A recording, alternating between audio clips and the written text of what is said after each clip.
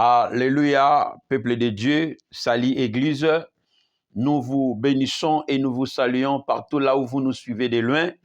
Que la joie et la paix vous soient accordées dans ce moment de l'étude et de l'ensemblement des saints.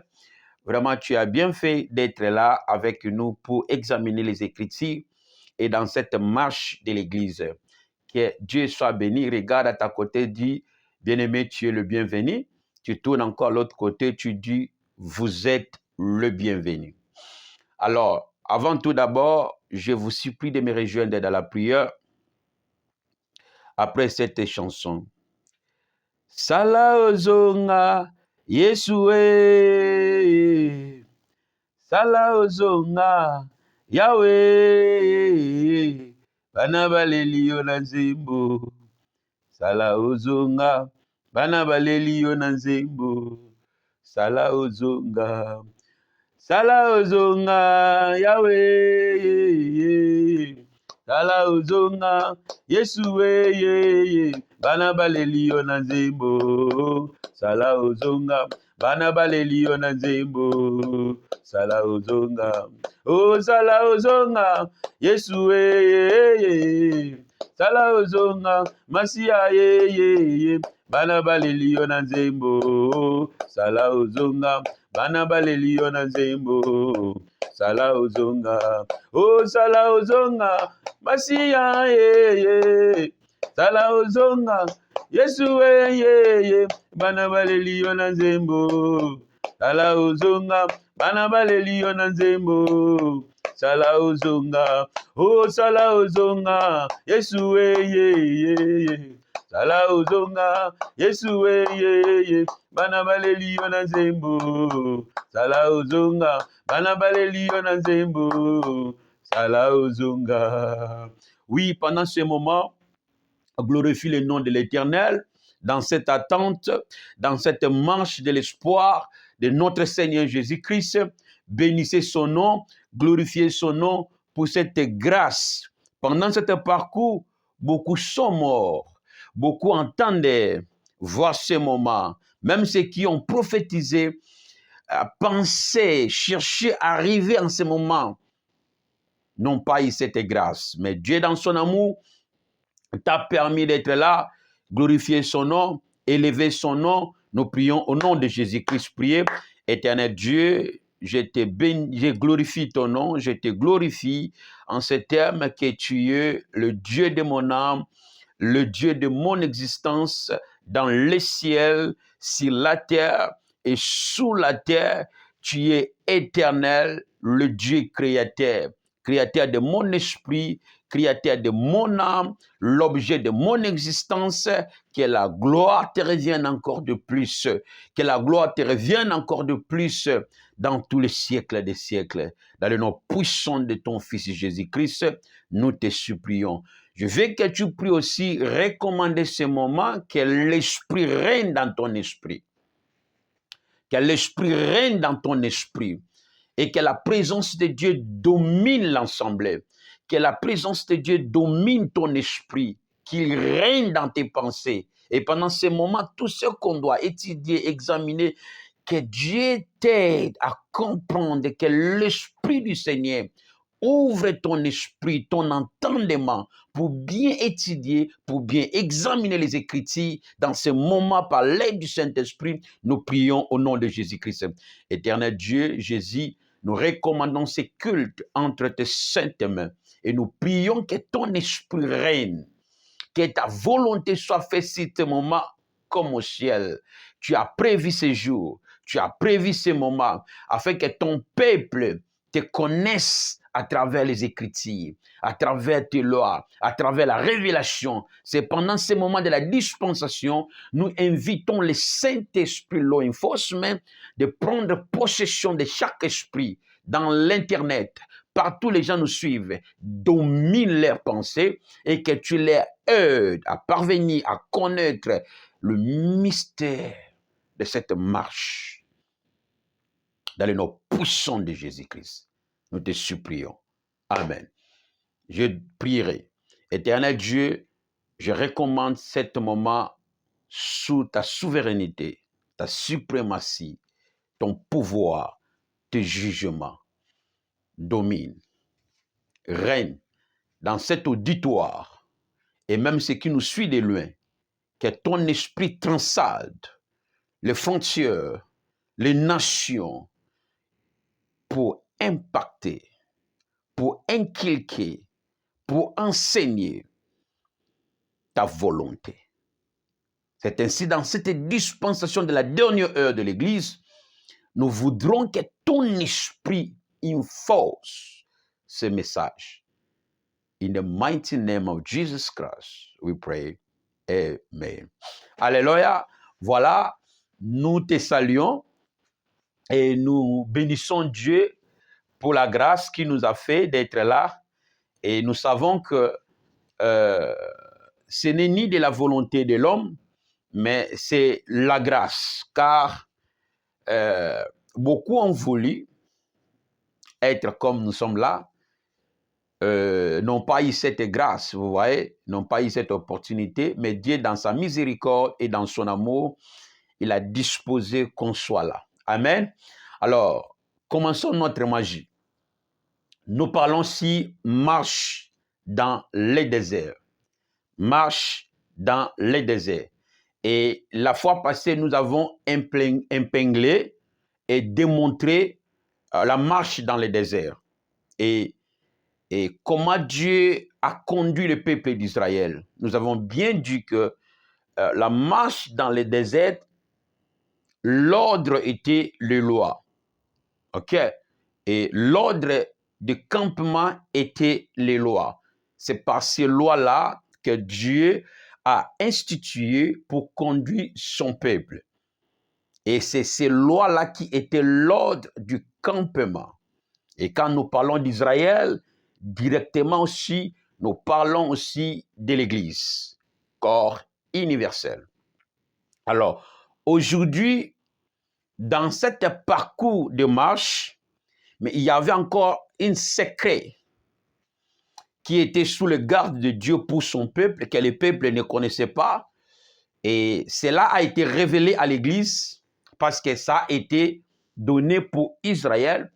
Mais Israël, tellement ils étaient les Ivoiriens qui n'ont pas les yeux spirituels pour comprendre le mystère de Dieu dans sa parole.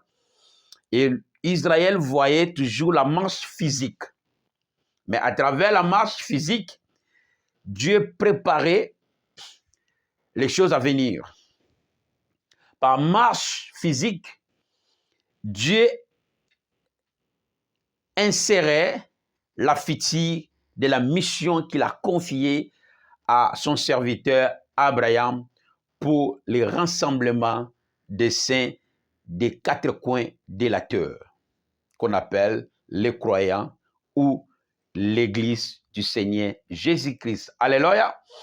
Alors, et aujourd'hui, nous voudrons révéler ces mystères dans le marche, dans le désert. Et la fois passée, nous avons relevé l'ordre du campement en disant que cet ordre, l'ordre que Dieu a donné en Israël, c'était les lois. Et nous avons décrit les lois à laquelle que Dieu a constitué pour conduire Israël, qui définissait la vie d'Israël et leur conduite, en fait, la marche. Alors, ces lois-là ont été divisées par des types de termes de lois, comme on l'a dit. Mais les lois que nous avons données la fois passée se retrouvent dans la Bible. Parce que nous n'avons pas, on n'a pas détaillé en termes d'actes comme dans les lois modernes, mais toutes ces lois qu'on a données, qui le monde moderne utilise, se retrouvent dans la Bible. Mais la Bible l'a dispatché en 6 termes. Donc moi, je peux dire en 4 termes. Comment? Et docteur Louis Segor nous a bien précisé, même ceux qui n'ont pas allé dans la théologie pour comprendre, et l'Ancien Testament est sous-divisé par des livres, mais il n'y a que 4 livres dans l'Ancien Testament. Ok, il y a 4 grands livres dans l'Ancien Testament. Et ces livres-là étaient les livres qui révélaient la volonté de Dieu. Le premier livre, c'est le livre de Moïse qu'on appelle la loi. Il y a 5 livres de la loi, les Torah. En dehors de ça qu'on appelle le Pentateuque. Et après le Pentateuque, nous avons aussi les livres historiques que je regarde. Nous avons les livres, le Pentateuque, et nous avons les livres historiques. Les livres historiques mouvementent l'histoire de la marche et toutes les lois circonstancielles que Dieu a insérées pendant la marche comme étant ordre du campement. Et le deuxième livre était les livres poétiques. Donc, dans les livres poétiques, c'est livre de sagesse, de l'intelligence, pour bien comprendre le mystère de Dieu dans sa sagesse, dans son science, a été rédigé par le 3e livre qu'on a assemblé, un livre qu'on appelle livre poétique, ou les livres poétiques. On l'appellera livre poétique. Là, nous avons Job jusqu'à Cantique. Et le 4e livre, c'est livre prophétique. Et là, nous avons sous-divisé à des livres, d'Ésaïe jusqu'à Malachie. C'est-à-dire Jérémie, Lamentation, Ézéchiel, Daniel, Osée, Joël, Amos, Abdias, Jonas, Malachie, Naoum, Habakkuk, Sophonie, Agé, Zacharie, Malachie. Ce sont des livres révélationnels qui étaient comme étant les yeux de Dieu pour le peuple. On l'apprendra. Alors, dans ces 4 livres, comme étant les livres qui parlent, comme étant la constitution de Dieu.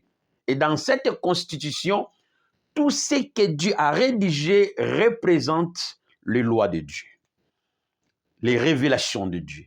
Toutes les lois que Dieu a données étaient par l'aide de la révélation. Par l'aide de la révélation, de manière à chaque circonstance.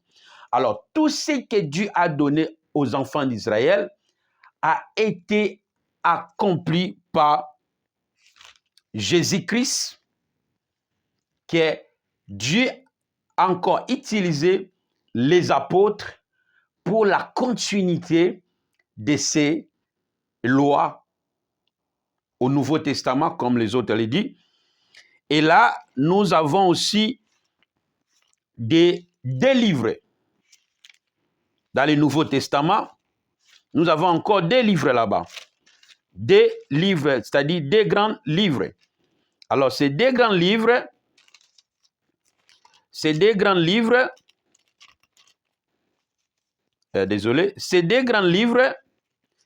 est sous-divisé en des morceaux. En des morceaux. Il y a 4 évangiles qui révèlent le mystère de Messie promis par Abraham. Et il y a les actes des apôtres. Donc, les 4 évangiles, comme vous le savez, nous avons Matthieu, Marc, Luc, Jean. Et les actes des apôtres, nous avons les épîtres, qu'on appelle les épîtres. Là, on commence du Romain, Corinthiens et 2 Corinthiens, Galates, Éphésiens, Philippiens, Colossiens, Thessaloniciens jusqu'au 2e Thessaloniciens, Timothée jusqu'à 2e Timothée, et Tite, Philémon et Hébreux. Jacques, Pierre, 2 Pierre, Jean, 2e Jean et 3e Jean, jusqu'à l'Apocalypse. Donc, on ne veut pas aller dans beaucoup de détails, mais tout ça représente comme la constitution de Dieu, la constitution de Dieu qui règle la vie des enfants d'Israël, qui était accomplie en Jésus-Christ. Et les apôtres ont commencé à enforcer la même mission que Israël a porter. On l'apprendra bien quand nous allons arriver au parti B. Alors, aujourd'hui, comme ce n'est pas le loi que Dieu a fait conduire son peuple, mais une chose que Israël n'a pas compris dans cette marche qui était vraiment cachée, que Dieu, tout ce que Dieu faisait au temps présent, Dieu préparait les futurs et que cette vie de futurs, c'est ce que nous vivons aujourd'hui par la mission de Christ qu'on appelle Église. C'est ainsi, quand nous révélons Israël, dans la marche dans le désert, nous révélons aussi la vie de l'Église de Jésus-Christ parce que c'est la vie, c'est une mission, c'est une marche qui a la même mission. Alléluia. Alors, nous avons dit, l'Église corps de Jésus-Christ, sa vie est comme une marche dans le désert, un voyage et un parcours. De même, comme Dieu a fait traverser Israël dans le désert, de même aussi l'Église parcourit dans le désert de manière révélationnelle dans cet parcours. Alléluia. Alors, pendant cette marche dans le désert, comme a été au temps d'Israël, il y avait un mystère que les enfants d'Israël n'ont pas compris, c'est que Dieu faisait dans cette marche. Alors, nous allons les regarder. Alors, pour noter, aujourd'hui, nous allons parler, nous continuons ici l'ordre des campements, mais avec un sous-thème, une autre sous-thème. Le sous-thème sera la loi et la grâce, l'ordre des campements. Ou tu peux changer l'ordre des campements, la loi et la grâce. L'ordre des campements, la loi et la grâce. Alors, consultons les Écritures pour ne pas parler que les Écritures parlent. Nous allons lire Exode chapitre 19, du premier verset jusqu'au 4e verset. Alléluia. Est-ce que le peuple de Dieu sont là? Alors, prenons Exode chapitre 19 au premier verset jusqu'à 4e verset. Vous êtes là? Vraiment, nous sommes là. Alors, la Bible dit ceci. Je lis au nom de Jésus-Christ. La Bible dit ceci. Le titre est « Le désert et la montagne de Sinaï ».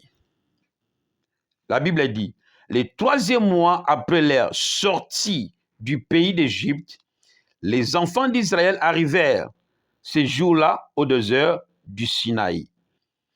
Étant partis de Réphidim, ils arrivèrent au désert de Sinaï et ils campèrent dans le désert. Israël campa là vis-à-vis de la montagne. Moïse monta vers Dieu et l'Éternel l'appela du haut de la montagne en disant, tu parleras ainsi à la maison de Jacob et tu diras aux enfants d'Israël. 4. Vous avez vu ce que j'ai fait en Égypte et comment je vous ai porté si des ailes d'aigle et emmené vers moi. Le verset clé, c'est 4. Dieu déclare, après les sorties en Égypte, traversée de la mer Rouge, arrivé au désert, Dieu déclare, vous avez vu ce que j'ai fait en Égypte. Là, il parle de leur délivrance. Et le miracle que Dieu a opéré pour qu'il sorte dans l'Égypte, en esclavage. Et comment je vous ai porté si des ailes de l'aigle et amené vers moi. Alors, ici, on voit Dieu par les sorties d'Israël, la marche d'Israël. Dieu déclare, Dieu l'a apporté pour l'emmener au Canaan par le moyen des ailes, les deux ailes de l'aigle. Alors, pour la confirmation, Deutéronome 29, 1 à 6. Deutéronome 29, 1 à 6. La Bible dit, le renouvellement de l'alliance, c'est toujours dans les parcours. Voici les paroles de l'alliance que l'Éternel ordonna à Moïse de traiter avec les enfants d'Israël au pays de Moab. Autre alliance qu'il avait traitée avec eux en Horeb. Parce que nous avons dit, à chaque circonstance, Dieu règle un système de loi comme ordre de marche. C'est ainsi, vous voyez, on utilise le terme l'alliance. Car l'alliance, c'est l'acceptance, l'accord de la loi. Moïse convoquant tout Israël et leur dit, vous avez vu tout ce que l'Éternel a fait sous vos yeux, dans le pays d'Égypte, à Pharaon, à tous ses serviteurs et à tout son pays. Les grandes épreuves que tes yeux ont vues, ces miracles et ces grands prodiges. 4. Mais jusqu'à ce jour, l'Éternel ne vous a pas donné un cœur, c'est-à-dire un esprit, pour comprendre. Donc Israël était toujours ivoirien. Il ne comprenait pas tout ce que Dieu fait. Moïse a pleuré. Il a rappelé son peuple. Il dit, mais jusqu'à ce jour, de l'Égypte, la délivrance dans les ténèbres de l'Égypte, traversée de la mer Rouge, arrivant au désert, toutes ces choses que Dieu a fait, la manne, tout ce que le miracle que Dieu a fait, et vous n'arriverez pas à comprendre. Pourquoi? Des yeux pour voir, vous n'avez pas l'esprit pour comprendre. Et les yeux pour voir, parce qu'ils étaient les Ivoiriens. Tout ce que Dieu fait, les manœuvres que Dieu fait, les efforts que Dieu fait, Israël ne voit pas. Et ils ne connaissent pas. Voilà, Moïse dit, vous n'avez pas l'esprit pour comprendre et les yeux pour voir ce que Dieu est en train de faire dans cette marche et dans cet parcours. De même aussi, l'Église de ces temps présents n'ont pas les yeux pour voir et l'esprit pour comprendre comment Dieu règle les choses dans cette marche de l'Église. Alléluia. 5. J'étais conduit, là Dieu parle maintenant. Il dit, j'étais conduit pendant 40 années dans le désert. C'est-à-dire, là c'est le parcours des gens. Parce qu'on rencontre l'histoire et comment Dieu parlait. Maintenant Dieu dit, j'étais conduit pendant 40 années dans le désert. Tes vêtements ne se sont point usés sur toi. Ton soulier ne s'est point usé à ton pied. Mais vous n'avez point mangé de pain. Et vous n'avez bu ni vin, liqueur forte, afin que vous connaissiez que je suis l'Éternel votre Dieu. Pourquoi Dieu peut parler que le vin peut faire quelqu'un à connaître Dieu? Il y avait un mystère. Bon, je ne suis pas là. Alors, ici, nous voyons quelque chose de très capital. Pour en finir, nous allons encore lire directement Deutéronome 32. Deutéronome 32. Deutéronome 32, 11 à 12 pour expliquer. Maintenant, au Deutéronome 32, Dieu continue à déclarer 11 à 12. Il dit ceci. Pareil, Dieu dit pareil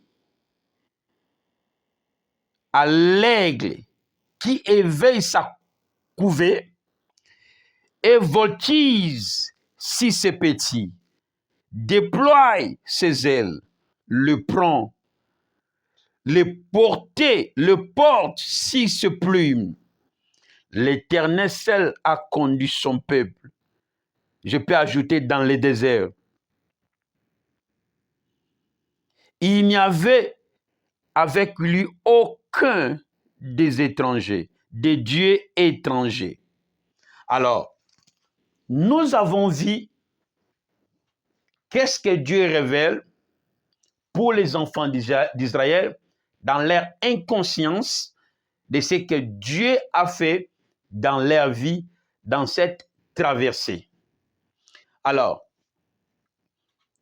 dans Exode, Dieu déclare la moyenne à laquelle il a fait sortir Israël ou il a fait traverser Israël. Dieu déclare, c'est par les ailes de l'aigle que je vous ai fait sortir en Égypte et vous fait marcher dans le désert.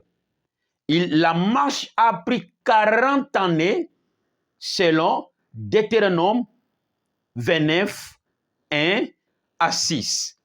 Mais la Bible dit ceci. Dieu déclare. Pourquoi? Parce que Israël continuait à murmurer contre Dieu. Et Israël commençait toujours à se égarer de la volonté de Dieu. Et tout ce que Dieu faisait, selon la promesse qui a été donnée à leur père, ils ne voyaient pas. La promesse a été faite, Ésaïe 49. Alléluia. Ésaïe 49. C'est là où Dieu a fait la promesse. Ésaïe 49, Dieu continua à parler sur la position d'Israël. Et dans ce parcours, c'est là où Dieu commence à révéler encore de nouveau. Alléluia. Alors, dans la marche, Dieu déclare, c'est par les deux ailes de l'aigle qu'il a fait transporter Israël. C'est-à-dire, on voit que si par les deux ailes de l'aigle que Dieu a fait conduire Israël dans le désert, c'est-à-dire que Israël n'a pas marché par le pied pour arriver à Dieu, c'est-à-dire au Canaan. Alors, si ce n'est pas vrai, quel est le mystère ou le symbolisme qu'on va regarder ici? Alors, Dieu ajoute encore Deutéronome 29, 1 à 6, que c'est pendant 40 ans de la marche dans le désert, je vous ai conduit par les ailes de l'aigle, comme aigle qui conduit ses enfants. Et là, votre habit n'était pas abîmé.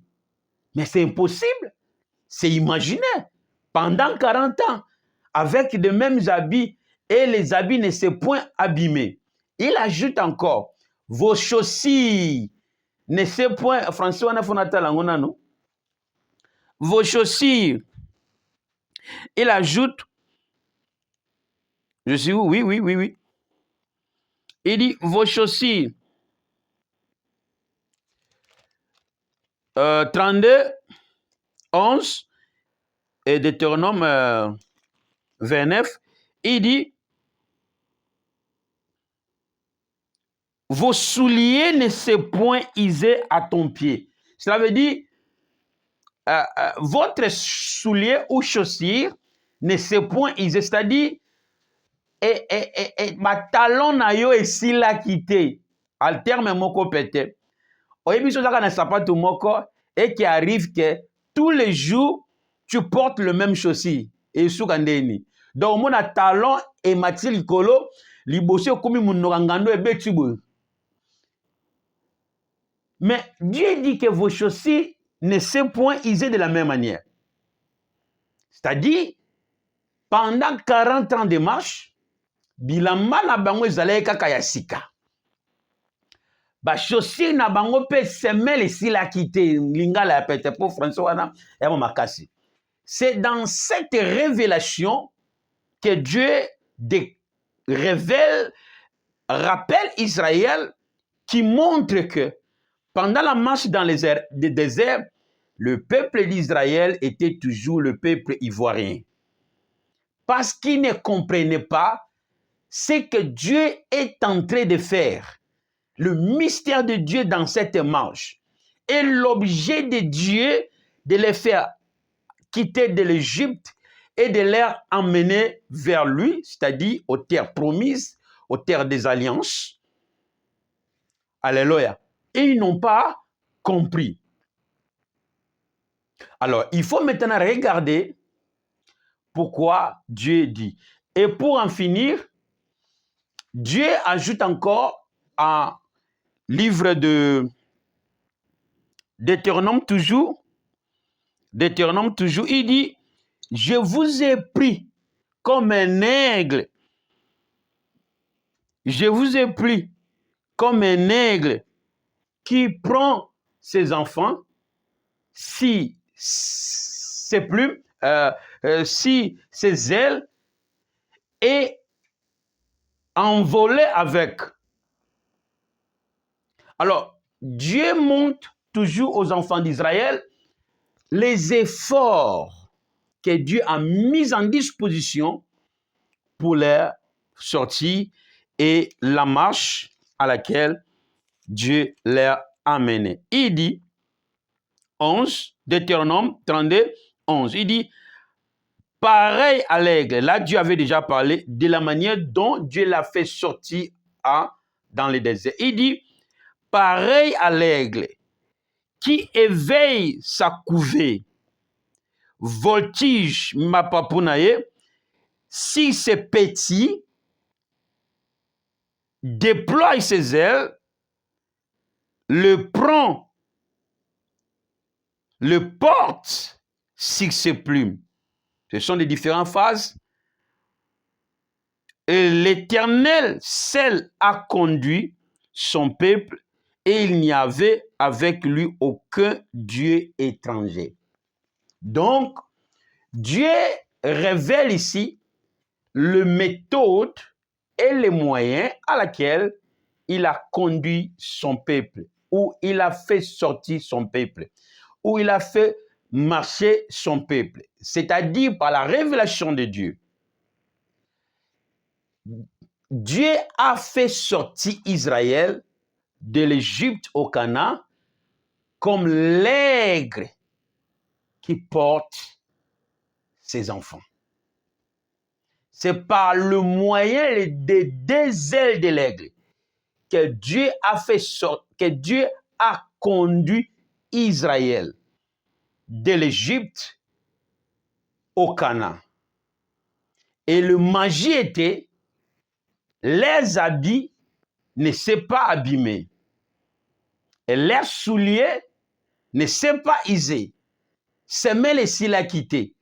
Pour soper le mois quitté. Alors les mêmes souliers portaient 40 ans. Le même habit portait 40 ans. Sans se déchirer, sans s'abîmer. Alors, quelle révélation! Et si nous retournons dans le sens littéral, ce n'est pas ce que Dieu veut dire. Parce que la Bible, dans le livre historique, a mouvementé la marche des enfants d'Israël dans les livres historiques. Et là, nous voyons comment les enfants d'Israël vivaient dans cette marche. C'est-à-dire, ils changeaient aussi. La manne, l'eau était sortie. Donc, il était, pendant ces 40 ans, pendant ce parcours, c'était comme une vie. Le marché était fait, la marchandise était vendue. C'est ainsi que tout ce lois-là a été constitué parce que était une vie.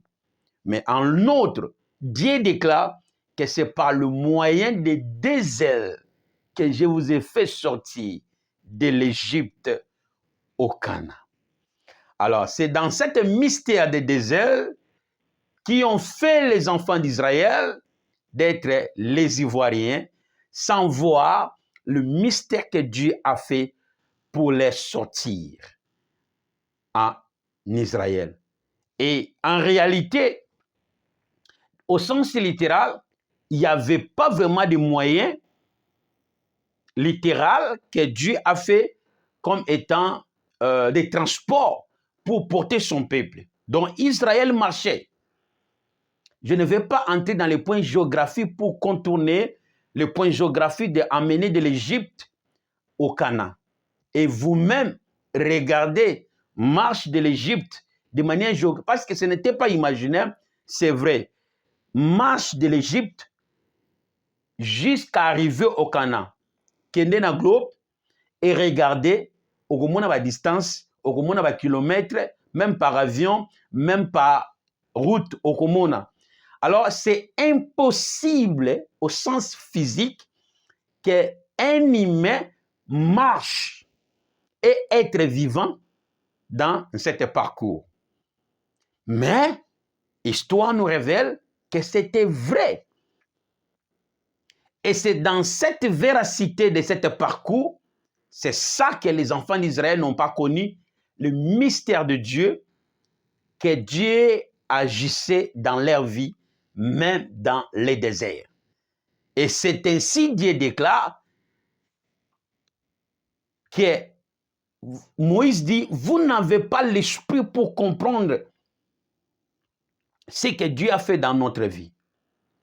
Et vous n'avez pas le yeux pour voir ce que Dieu a fait dans cette marche. C'est ainsi que je vais dire à l'Église de ce temps présent, c'est pareil avec les enfants d'Israël dans la marche dans les déserts. Et dans la marche dans les déserts, beaucoup oubliaient l'objet. Même ceux qui s'est sorti par envie des louanges, comme étant des ramassis, ils n'ont même pas continué la marche. Parce que beaucoup étaient succombés. Beaucoup n'ont pas supporté par rapport à ce que Dieu a prévu pour cette marche. De même manière, de l'Église de ces temps présents, comme dans les déserts, beaucoup ne comprennent pas l'objet de cette marche et l'objet que Christ a dit à Pierre, que sur toi que je bâtirai mon Église. Alors l'Église d'aujourd'hui n'est pas une marche. Si l'Église d'aujourd'hui était une marche, on allait avoir l'avancement par rapport au plan de l'Église, corps d'Église. Parce que, on en parlera. Mais comme nous sommes arrêtés dans la même place qu'on appelle la religion chrétienne,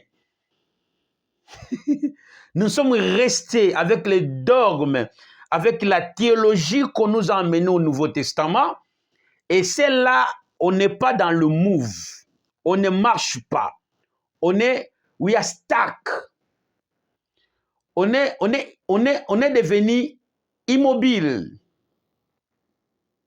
on ne marche pas, mais nous croyons que nous marchons, mais alors que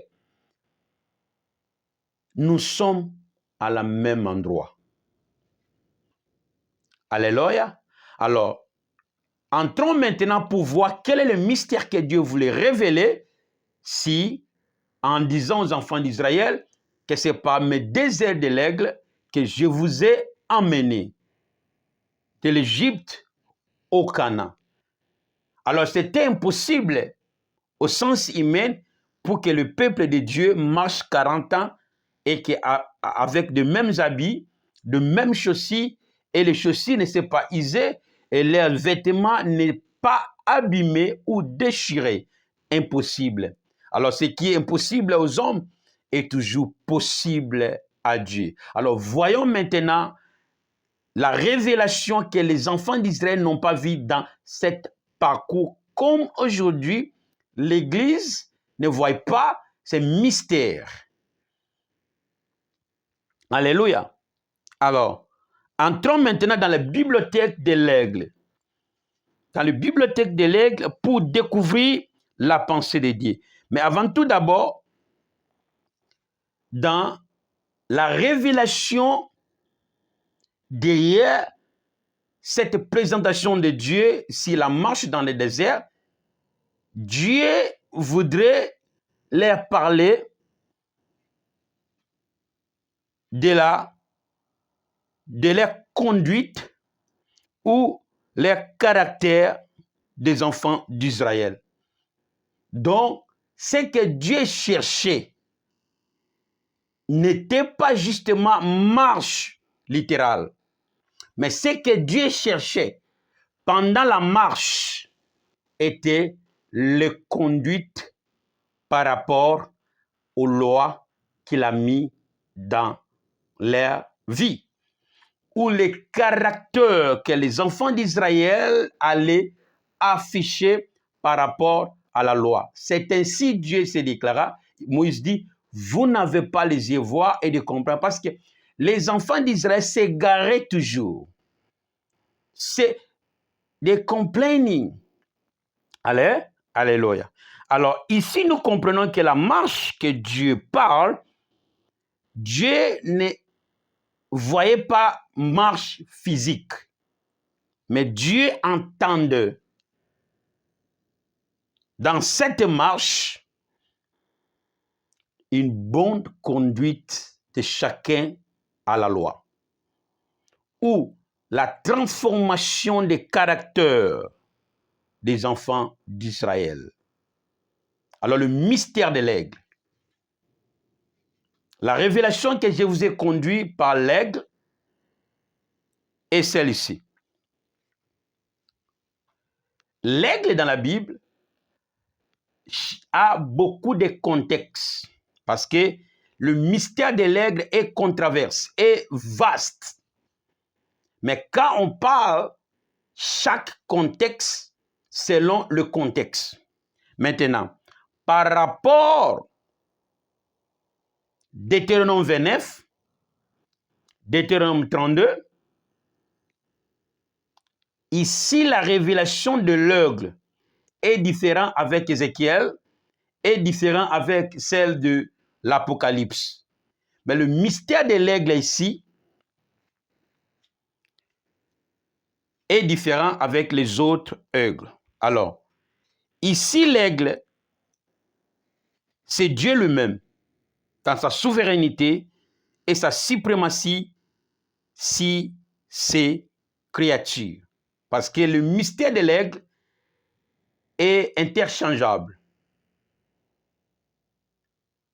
Quand c'est attribué aux créatures, est différent, a une autre connotation. Et si Dieu s'attribue lui-même comme aigle, la connotation change. Maintenant, dans la connotation ou l'attribution des créatures, les contextes changent.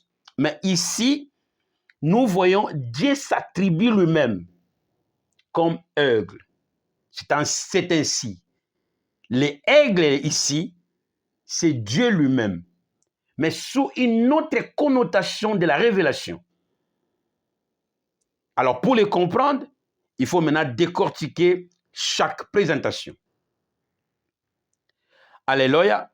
Alors, le deux ailes de l'aigle, comme Dieu l'a présenté, symbolise les lois de Dieu, parce que la Bible dit, c'est par les lois que les enfants d'Israël étaient conduits. C'est ça que Dieu entendait conduire son peuple. Et cette marche était marche de l'obéissance de la loi.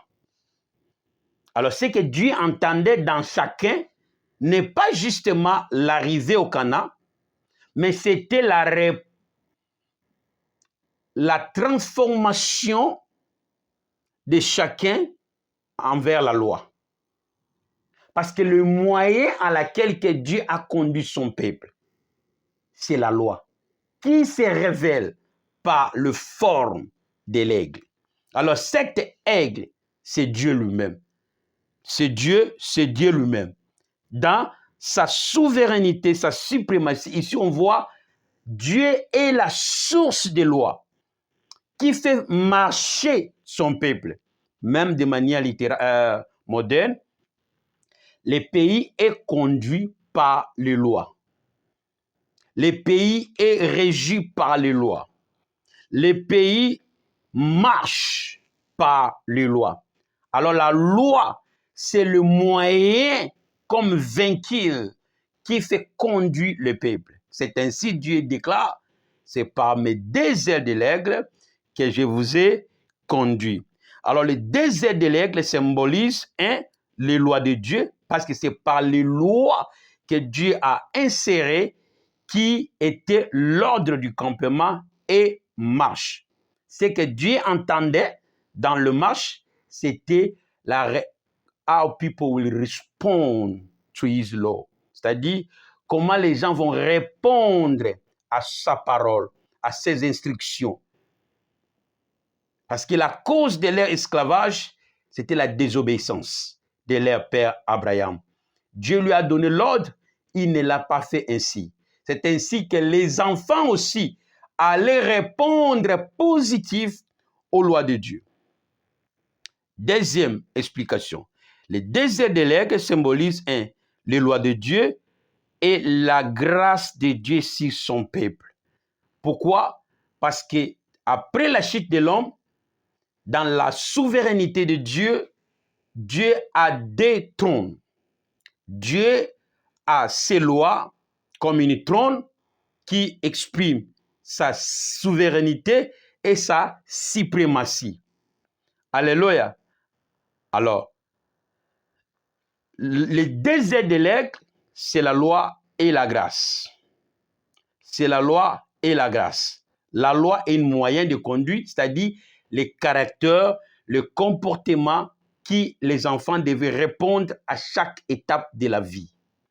Et de manière révélationnelle, la transformation des caractères de la loi était comme marche qui devait les amener vers Dieu.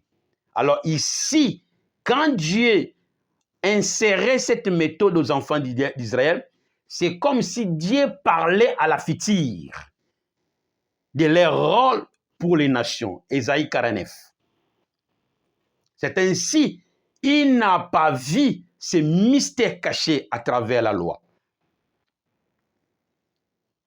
Alors là, Hébreux 4, 16, bien-aimé Paul dit, approchons-nous au trône de grâce vers Dieu.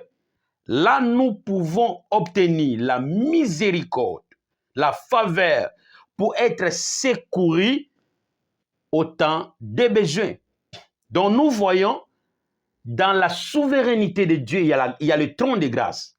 Alors le trône, c'est la souveraineté, c'est la suprématie qui représente le jugement de Dieu, la personne de Dieu. Donc Dieu est la grâce et aussi la loi. C'est le même moyen qu'il a fait conduire son peuple.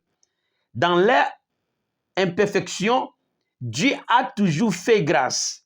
Parce qu'au sens humain, il était impossible que les gens vivent dans cette manière et arriver pendant 40 ans pour arriver au Canaan.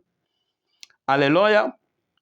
Et le troisième symbolisme, les deux ailes de l'aigle symbolisent aussi la puissance et la suprématie de Dieu comme couverture du peuple d'Israël pendant cette marche. Alors nous allons lire Psaume 36, 7 à 9. Psaume 36,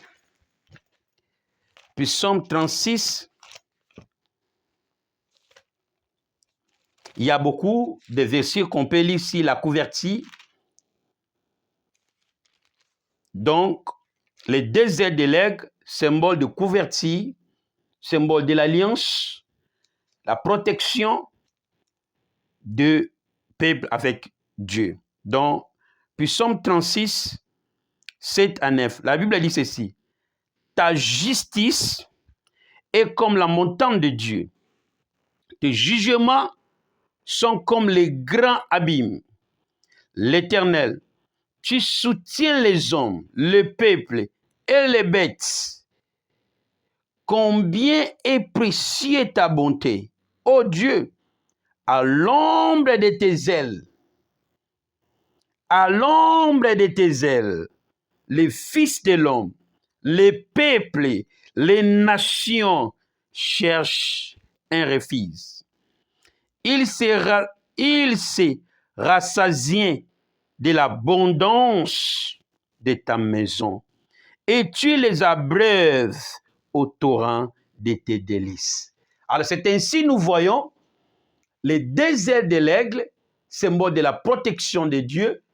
Alors cette protection était dans la souveraineté de Dieu, dans la suprématie de Dieu qui révèle la loi et la grâce. La loi et la grâce, c'est par les lois qu'ils étaient conduits. Alors dans cette conduite des lois, Dieu attendait la réponse de l'obéissance pour la transformation de leur vie. Sans oublier que les enfants d'Israël étaient têtis jusqu'alors. Bazaba têtis comme le peuple de Dieu aujourd'hui. Au moins de voir ça, la têtis, les lots sont des peuples têtis, très difficiles à croire et à répondre quand Dieu parle. Il faut fimbo. Cet adage parce qu'à chaque fois, il s'égarait toujours. C'est ainsi Dieu plairait. Venez à moi, mes fils. Je vous enseignerai la crainte et vous saurez comment me craindre. L'objet de la loi était pour la vie. Et cette vie représente, symbolise les conduites. Marche. Alléluia. Alléluia. Alors, tu peux encore lire Psaume 52, 57, 3, encore Psaume 63, 8 à 9 et Psaume 91 à 4. Je répète ici. Les deux ailes de l'aigle, symbole de la loi et la grâce. Ici, l'aigle, c'est Dieu lui-même dans sa souveraineté et sa suprématie si ses créatures. Alors, le deux ailes de l'aigle symbolise, la loi de Dieu, la grâce de Dieu sur son peuple, Hébreux 4, 16. Troisièmement, la puissance et la suprématie de Dieu comme couverture, protection, refuge du peuple. C'est la mission à laquelle que Dieu a commissionné aussi Israël pour l'œuvre mondiale. Donc ici, on voit que à l'intérieur de la loi, il y avait le pouvoir. Il y avait le pouvoir et il y avait la grâce. Alors, en donnant la loi aux enfants d'Israël, c'est ainsi cette vie, garder la vie à venir. Ce que Dieu a fait aux enfants d'Israël, montrer leur mission et la vie de l'Église, ou leur vie de futur. Et cette vie-là, c'est nous qui les vivons aujourd'hui. Alors, ce que Dieu attendait que les enfants répondent par rapport à sa disposition de la loi, à sa déposition de la loi, l'obéissance pour la transformation de leur conduite. La révélation que je vous ai portée sur mes deux ailes, c'était la révélation pour le futur. Et cette pour vie de futur. Et cette vie de futur, c'est ce que l'Église vit aujourd'hui. Alors, ce que Dieu attend, c'est l'obéissance sur ses paroles. Et dans la déposition de Dieu comme étant la loi et la grâce, nous donnons le pouvoir et une marche. Car les deux ailes de l'aigle, c'est la loi et la grâce. C'est la couverture des enfants de Dieu. Alors, nous sommes couverts par les lois de Dieu. C'est-à-dire, dans la vie moderne même, si c'est la loi qui couvre le peuple, c'est la loi qui couvre, c'est parce que la loi, c'est la puissance de l'État. The law is the power of the state. La loi, c'est la puissance de l'État. Alors, cet État, c'est l'aigle-là. Voilà, dans le mystère des animaux ou des totems, vous voyez aujourd'hui, chaque pays ou des individus s'intitulent à des animaux ou à des animaux. Désolé. Alors, le mystère de l'aigle a des différentes révélations. Mais dans ce contexte, cet aigle, c'est Dieu lui-même. Alors, Dieu est la loi. C'est par la loi qu'on est conduit. C'est par la loi qu'on marche. Alors, cette marche, de manière révélationnelle, c'est la transformation des conduites des gens ou de la vie qui est le caractère. De même que Dieu entendait que le peuple d'Israël répond, qui n'ont pas répondu, c'est cette vie-là qui était réservée pour les nations futures. Parce que c'est dans cet exemple qu'il allait donner aux autres nations l'obéissance et la justice. C'est parce que c'est dans la maison de l'Éternel qu'il y a la justice. Cette maison de l'Éternel, c'est ça, c'est son jugement, sa suprématie, qui est la puissance de Dieu. Pour en finir, maintenant, l'aigle est là comme c'est Dieu qui fait conduire son peuple de l'Égypte au Canaan avec moyens comme la loi. Et dans cette attente de loi, Dieu entendait la transformation des caractères, de l'obéissance de la vie de chacun à sa volonté. Parce que la destination des enfants d'Israël était le Canaan. Alors, révélationnellement, le Canaan symbolise les terres des alliances, la terre de promesses. Alors, Dieu précise, je vous ai amené par les ailes d'aigle, je vous ai amené à moi. Donc, la révélation de Deutéronome, c'est comme s'il n'était pas vraiment la vie littérale aux enfants d'Israël. C'était la prophétie de l'Église qui n'ont pas compris ce que Dieu faisait autant. Voilà, nous disons qu'ils étaient les Ivoiriens. Jusqu'alors, ils sont les Ivoiriens. Qui ne voient pas. Et l'Église présente aussi, avec toutes les institutions qu'on met, l'Église est ivoirienne. Moïse déclare, jusqu'alors, makambo nyonso tu nzamba sali, makambo nyonso tu nzamba lobi, ba révélation nyonso tu Moïse, ba mibeko nyonso tu nzamba zo pesa, yo tchaka teti. Tala eloko elekitika ezate yaya. Ebile on fait rigola. Eloko elekitika ezate. Subalo ba tika tika, yoka yoka. Alors le peuple d'Israël était un peuple têtu. Attendait que les miracles. Donc ceux qui balobi likambo nzamba to sa bango plus que bango bato sa nzambe.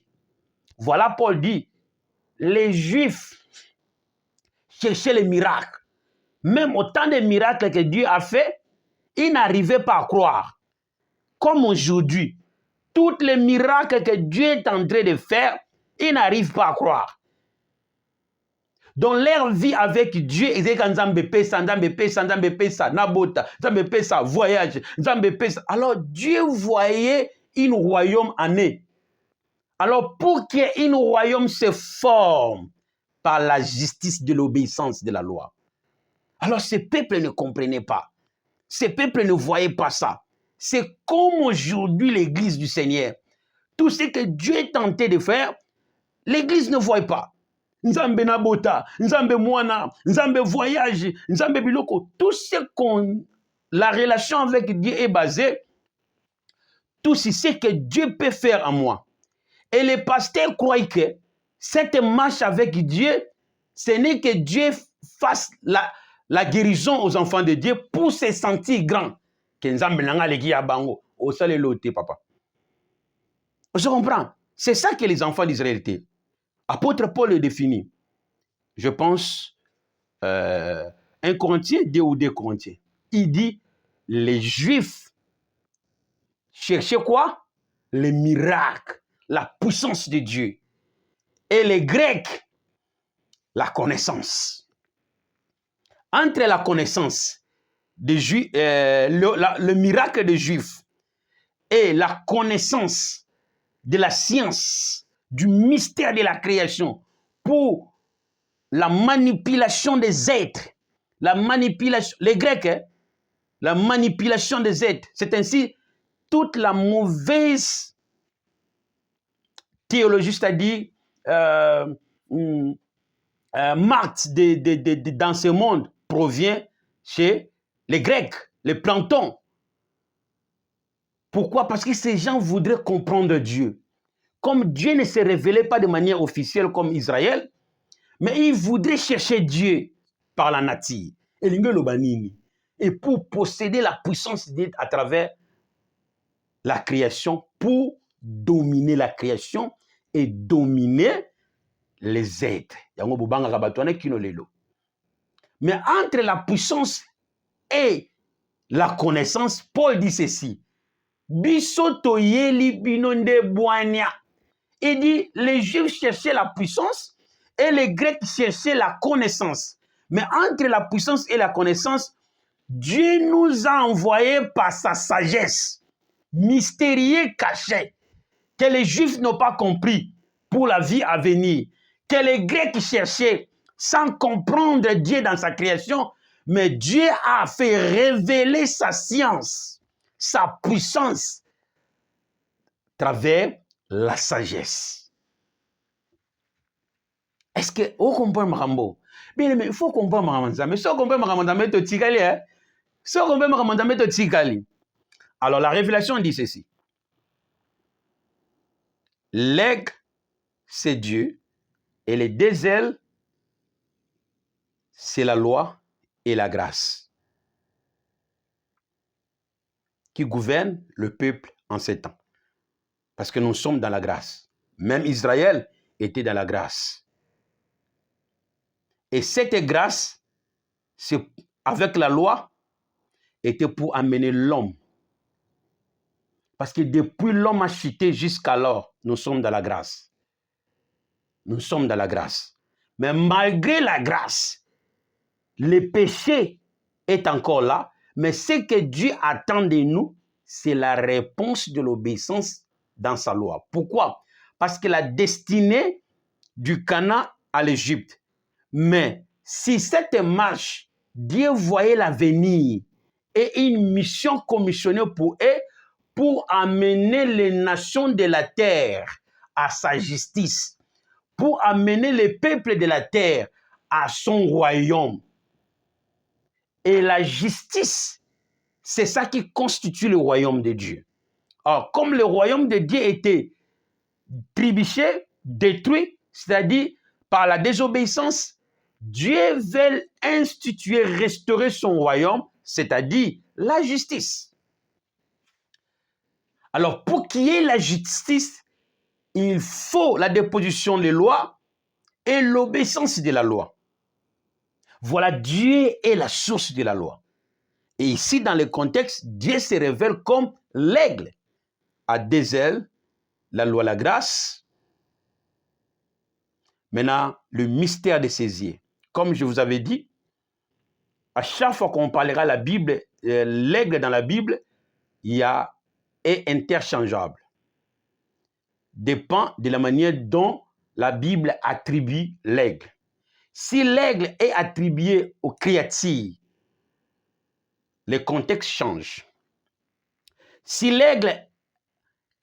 Dieu s'attribue lui-même comme aigle, là Dieu parle de sa souveraineté, de sa suprématie, de sa puissance éternelle, comme une protection sur ses créatures. Vous comprenez un peu? Voilà. Alors, le yeux de l'aigle est différent quand c'est attribué aux créatures. Mais là, ici, c'est Dieu lui-même. Alors, les yeux de l'aigle symbolisent la vision perçante de Dieu. Je l'expliquerai. 2. la capacité de Dieu, c'est-à-dire sa puissance de repérer sa proie de loin sur son peuple. 3. Des révélations de son mystère qui donne la connaissance ou la science de Dieu qu'on appelle l'omniscience de Dieu. Quelqu'un dit l'omniscience de Dieu. Ça, c'est la révélation que Paul était sorti avec dans les temps de la confusion, de puissance, de la connaissance. C'est comme aujourd'hui. Les autres parlent de la connaissance. Les autres disent non, ce n'est pas la connaissance. La connaissance, tu n'es qu'un parleur. Les autres disent le royaume de Dieu, c'est la puissance. Il faut la puissance. Il faut démonter la puissance. Makamwe bandakala. Alors, ceux qui osent ivoirien, donc, et dépend de quelle nationalité ils ont dans le ministère. Oh, je ne sais pas ivoirien. Les Étiens,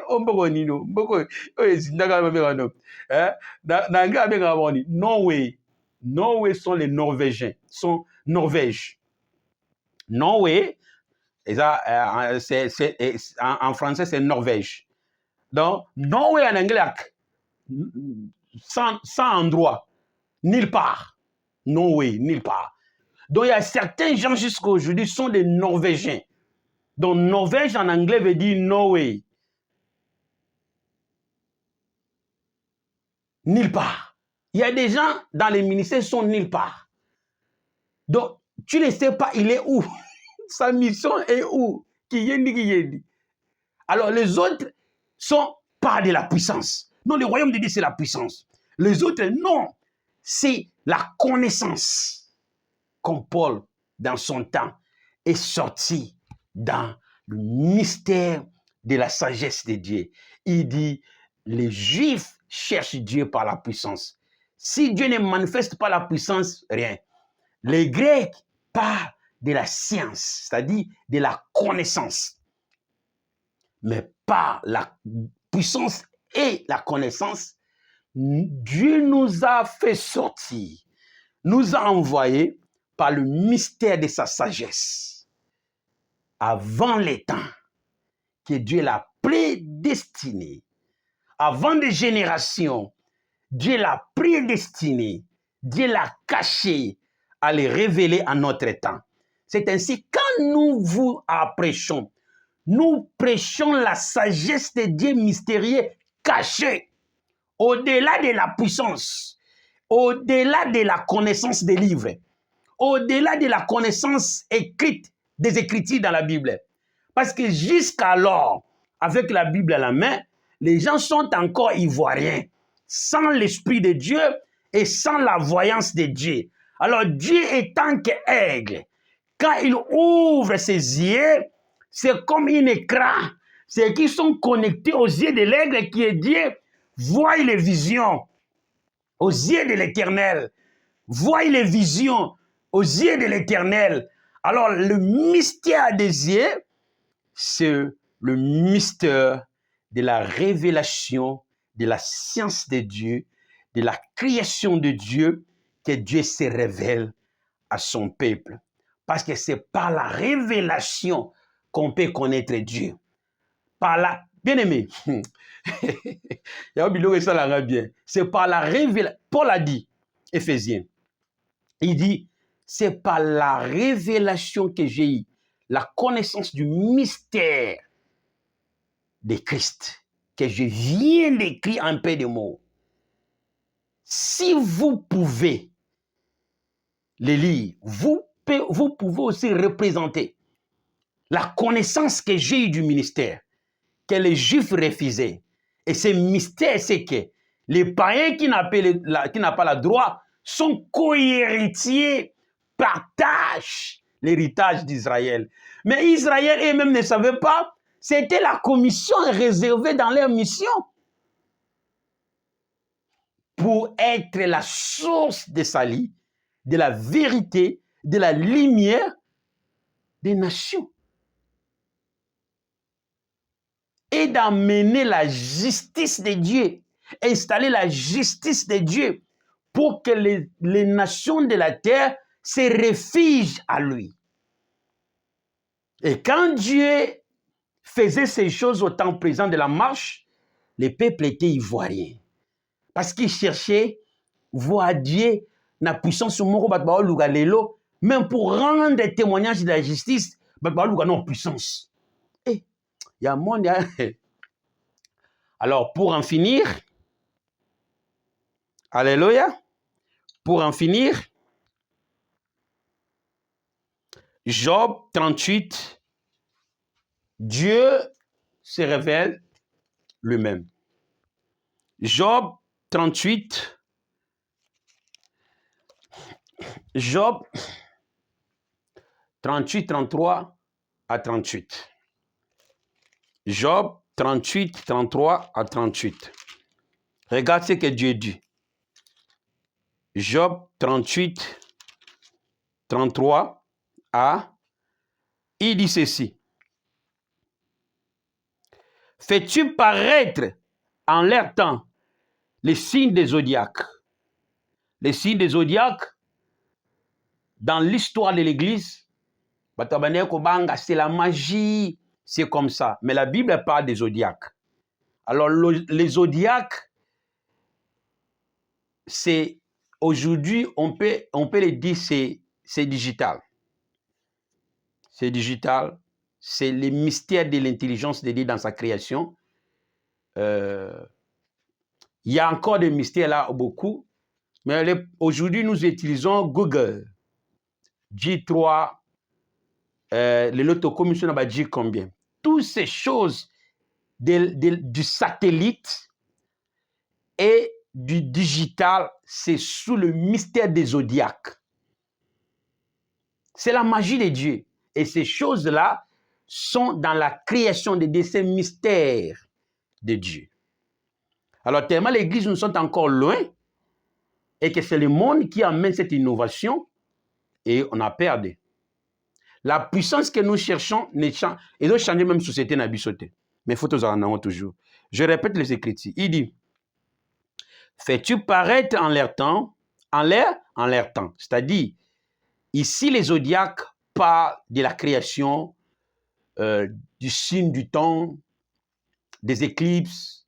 Il y a beaucoup de mystères ici dans les zodiaques. Il faut encore aller aux bibliothèques pour la comprendre. Mais en un mot, tu peux comprendre que c'est des termes que nous voyons aussi, les digitales. Israël avait ça depuis lors.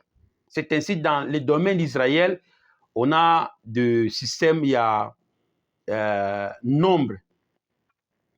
Les nombres digitales, c'est-à-dire quoi? Le nombre de digitales, c'était un mystère de la magie dans la création et aussi était connecté à ça. Voilà, les noms étaient en nombre, aux lettres et en nombre, cacher le mystère digital dans le temps que Dieu se révèle dans sa création, qu'on appelle l'électronique. Comment on appelle ça? J'ai oublié même les noms. Alors, fais-tu paraître en leur temps les signes des zodiaques? Parce qu'à chaque âge, on voit l'augmentation du mystère ou la révélation du mystère. Pourquoi? Parce que Dieu étant aigle, ses yeux est loin. Dès que Dieu fixe ses yeux, il voit de loin. Alors ici, les yeux de l'aigle comme étant Dieu parlent de la révélation du mystère de Dieu.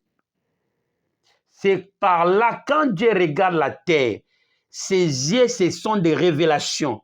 Cet regard, peut-être Dieu regarde la terre, Aïtalanga Blaise. Le regard de Dieu sur moi viendra par la révélation. Alors les yeux de Dieu vers moi, vient en termes de révélation pour lui connaître.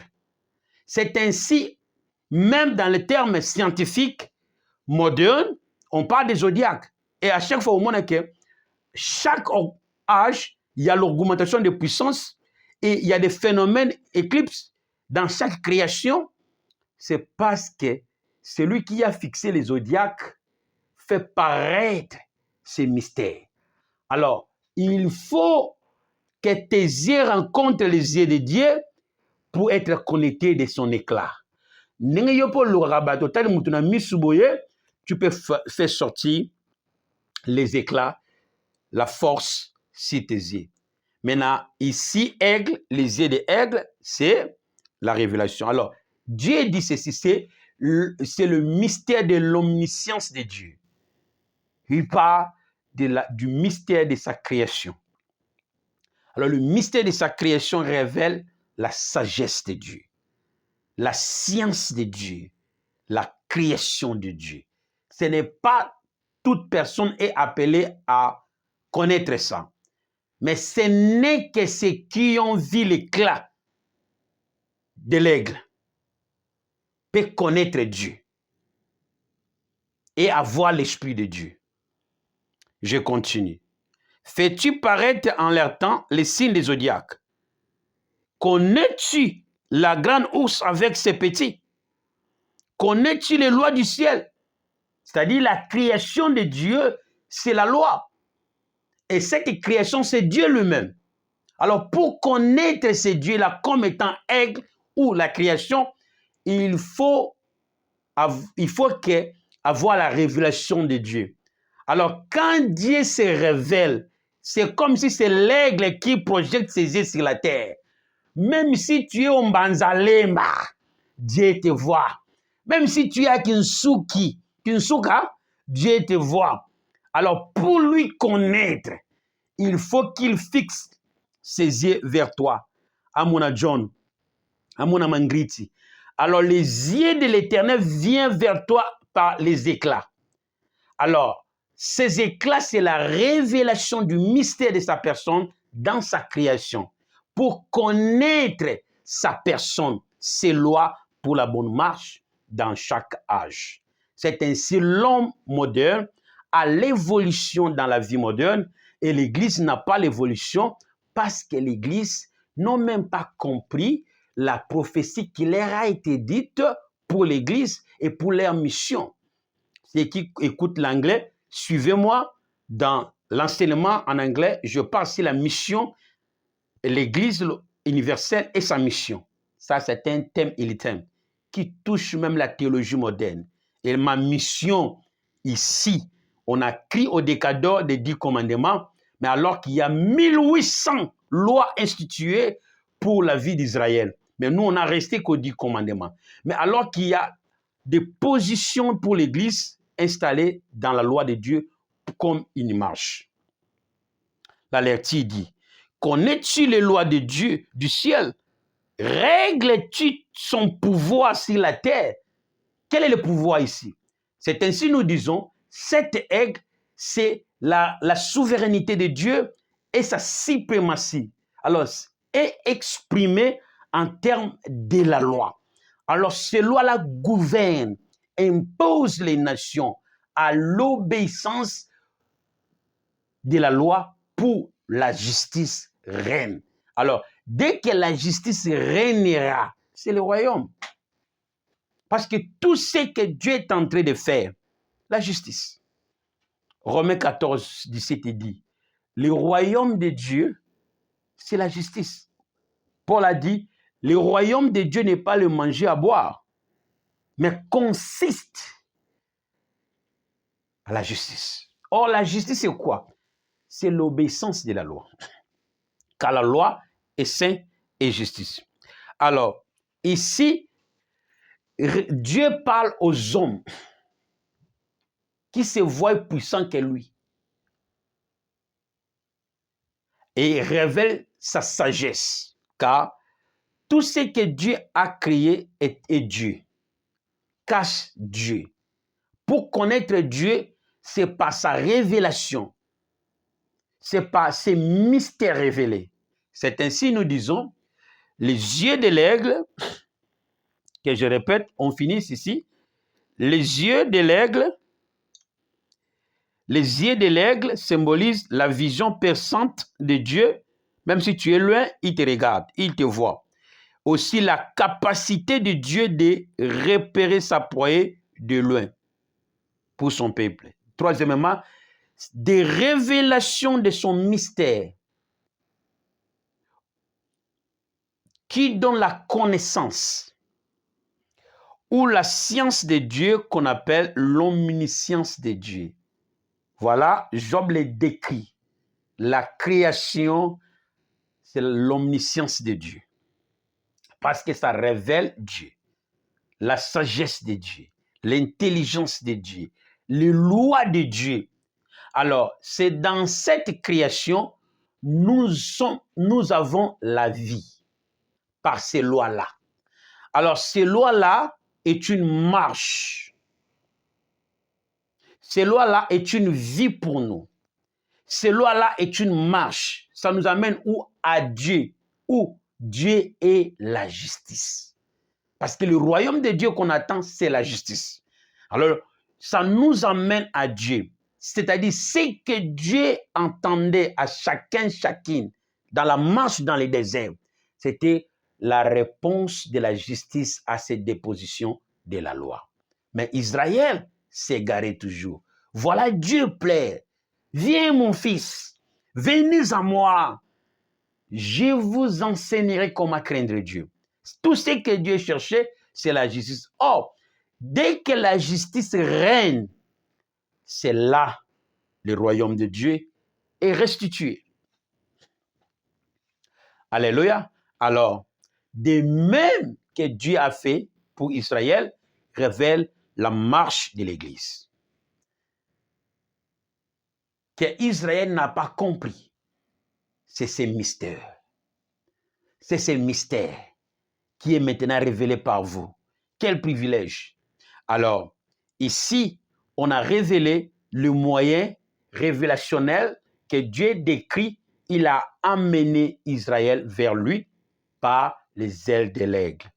Alors, les ailes de l'aigle, c'est la loi et la grâce.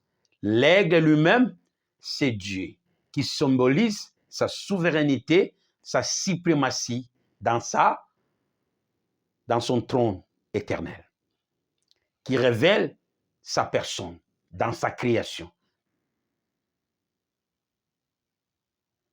Alléluia. Voilà. Alors les yeux de l'aigle, c'est la vision de Dieu, la révélation du mystère caché de Dieu et sa capacité perçante de repérer, se ployer à ses créatures comme étant les aiglons. Et c'est là Dieu, quand l'homme est attaqué, on l'apprendra quand on va arriver à l'église, et il viendra comme aigle pour enracher les aiglons qui va être attaqué et s'envoler avec. Là, on sera toujours dans l'enlèvement, mais on n'est pas encore là, on a flashé au senti. Mais au quoi il a été. Alors, ça c'est le mystère de Dieu. Et qui est une décalogue ou une marche. Et cette marche révèle la marche de l'Église.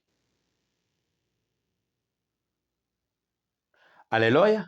De même que Dieu a mené Israël, révèle aussi marche de l'Église de ces temps de la fin.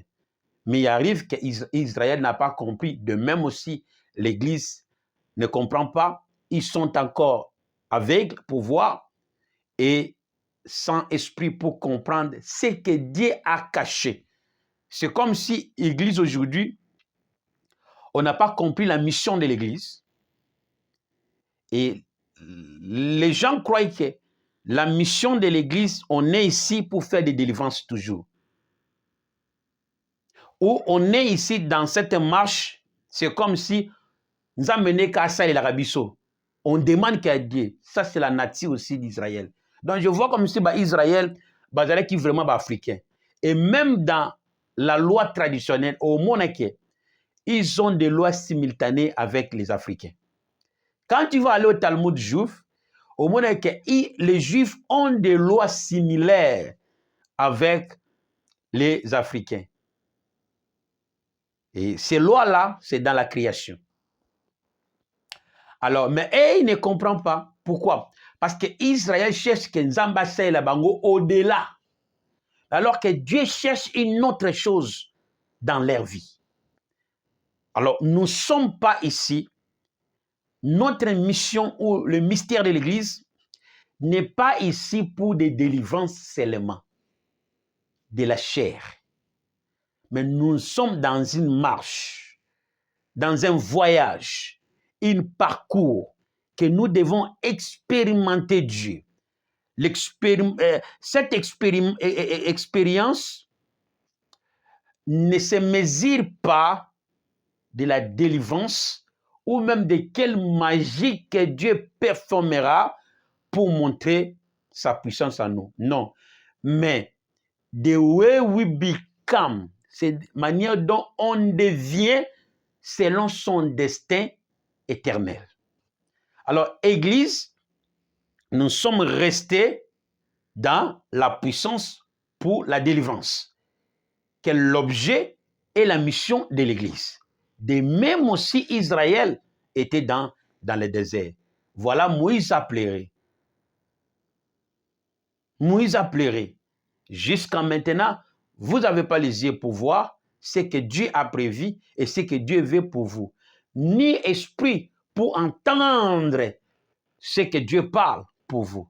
De la même manière, Église de ces temps présents.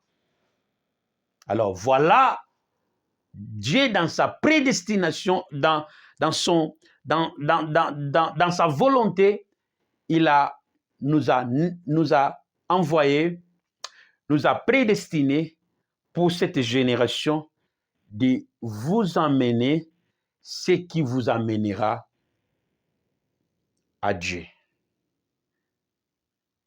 Alors, si vous êtes branchés, vous saurez la nouvelle marche de l'Église. Vous saurez la nouvelle marche de l'Église. Au-delà de mémoriser les Écritures. Car il faut encore connaître la sagesse de Dieu, mystérieux caché dans les Écritures. Comme Paul a décrit dans son temps, nous aussi, nous sommes en train de te décrire la sagesse de Dieu mystérieux caché et qui sera la nouvelle marche de l'Église de ces temps de la fin. Alors, les vrais aigles qui sont attribués au sens humain voient des gens de Dieu. Et ce sont ceux qui les yeux ont vu les yeux de l'Éternel, par sa révélation, connaîtront dans la disposition de Dieu pour ces temps de la fin de l'Église. Que Dieu vous bénisse. Nous allons continuer le jeudi. Alors prions. Éternel Dieu, nous avons déposé le mystère de ta révélation qui est pour la nouvelle marche de l'Église que tu as prévue par Israël, qui n'ont pas compris, qui n'ont pas fait ce qui est ta volonté. Mais nous supplions en cette génération que cette bonne nouvelle du royaume impacte les nations, impacte les gens pour les amener vers toi, de l'Égypte au Canaan, du royaume du péché au royaume de la justice, à la vérité, à la lumière, au nom puissant de Jésus, à travers l'obéissance de ta révélation, de tes lois, car c'est toi le véritable aigle, c'est toi le véritable aigle. En ce temps de la fin, projette sur nous l'éclat de tes yeux, vois-nous pour que nous voyions ce que tu veux pour nous. Regarde-nous pour que nous soyons éclairés et voie le mystère de ta révélation. En ce temps de la fin, nous te supplions. Amen. Que Dieu vous bénisse. Veuillez contribuer pour cet mandat afin que nous disposons la facilité et la transmission de cette bonne nouvelle. Alors, si vous voulez contribuer, vous voulez travailler avec nous, être membre dans cette mission, et vous pouvez nous contacter sous bas. Dans la description, il y a le numéro, il y a des comptes à banque, il y a tout moyen, vous pouvez nous atteindre en finance, morale, partout. Alors que Dieu vous bénisse. On se revoit demain, jeudi. Que Dieu vous bénisse.